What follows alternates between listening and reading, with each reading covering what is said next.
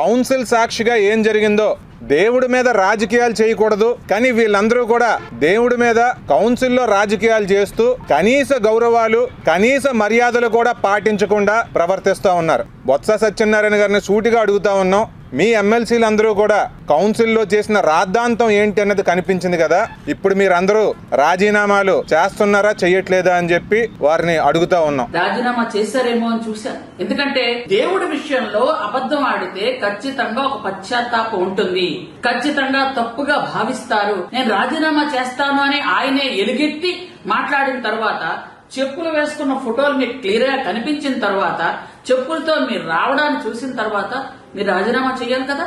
మీరు ఎంత అవలీలగా అబద్ధాలు మాట్లాడతారో ఈ వీడియోలు చెప్తున్నాయి. వాళ్ళు అధికారంలో ఉండేటప్పుడు చట్టసభల్లో ఏం చేశారు, బూతుల పురాణాలు, వెకిలి చేష్టాలకి వాళ్ళు చట్టసభల్లో చేసే కార్యక్రమాలు. ఇప్పుడు ఏం చేస్తున్నారంటే కలియుగ దైవమైన శ్రీ వెంకటేశ్వర స్వామి గారి ఫోటోలను తీసుకొచ్చి, దేవుడి మీద ఏమాత్రం భక్తి లేదు కాబట్టి షూలు వేసుకొని చూడండి ఉన్నారు. వెంకటేశ్వర స్వామి ఫోటోలతో చెప్పులతో కౌన్సిల్ వచ్చి ఆ ఫోటోలు చూపించి రాజకీయం చేస్తా ఉన్నారంటే వాళ్ళ రాజకీయ పార్టీ అని చెప్పుకోవడం కూడా సిగ్గుసేట్ అని చెప్పి నేను ఈ సందర్భంగా భావిస్తా ఉన్నా. ఆ దేవదేవుడి చిత్రపటాలను రాజకీయ ప్లే కార్డులుగా మార్చి చెప్పులేసుకొని బూట్లతో చెప్పులతో ప్రెస్ల ముందుకు వచ్చి అడ్డగోలుగా మాట్లాడిన తీరు, ఆ యొక్క ప్లే కార్డుని వెళ్తూ టేబుల్ మీద విసిరేసిన తీరుని హిందువులంతా కూడా, రాష్ట్రంలో ప్రజలంతా కూడా చూడడం జరిగింది. ముఖ్యంగా ఏదైతే జగన్మోహన్ రెడ్డి గారి డైరెక్షన్ల మీదుగా ఎమ్మెల్సీలు ఎమ్మెల్యేలు ప్రవర్తించిన తీరు ఏదైతే ఉందో, ఈ యొక్క తీరుని కూటమి పార్టీలు అన్ని కూడా ముక్త కంఠంతో ఖండిస్తా ఉన్నాం.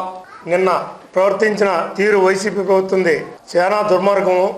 ఈ ప్రభుత్వంలో ఈ లడ్డూది కలిపిన దాని గురించి ప్రస్తావించుకోకుండా దాన్ని ఏరే రకంగా మరుతాకి ఎన్నో పిచ్చి పనులు పిచ్చి చాటు చేస్తున్నారు. మేము కూటమి ప్రభుత్వం తరఫున వాళ్ళు చేసే ప్రతి పిచ్చి పనికి తిరిగి వాళ్ళకే సమానం చెబుతామని తెలియజేస్తున్నాం. వీళ్ళు వెంకటేశ్వర స్వామిని చెప్పులతో పట్టుకొని, కలియుగ దైవమైన వెంకటేశ్వర స్వామిని ఇలా పట్టుకొని చెప్పులతో చేస్తాం చాలా దారుణం, చాలా బాధాకరం.